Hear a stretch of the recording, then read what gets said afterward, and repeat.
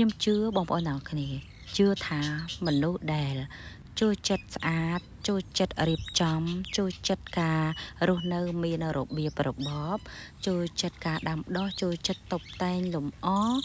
គឺទោះជាទៅកន្លែងណាក៏មនុស្សនឹងធ្វើឲ្យកន្លែងដែលសោះកក្រោះកន្លែងដែលមិនស្អាតកន្លែងដែលគ្មានរបៀបហ្នឹងទៅជាកន្លែងដែលស្អាតកន្លែងដែល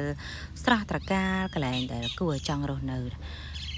គឺបែបហ្នឹងបងប្អូនព្រោះភាពស្អាតវាស្ថិតនៅក្នុងមនុស្សម្នាក់ហ្នឹងចូលចិត្តទៅកន្លែងណាក៏ចូលចិត្តធ្វើកន្លែងហ្នឹងស្រស់បំព្រងដែរបងប្អូនតែចំពោះមនុស្សដែល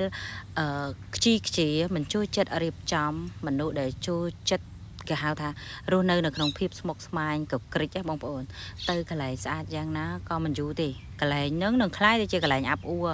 តប់ប្រមល់មួយរំពេចមនុស្សមានធម៌ពលនឹងនៅជាប់ជាមួយខ្លួនឯងបងប្អូនមនុស្សដែលមានធម៌ពល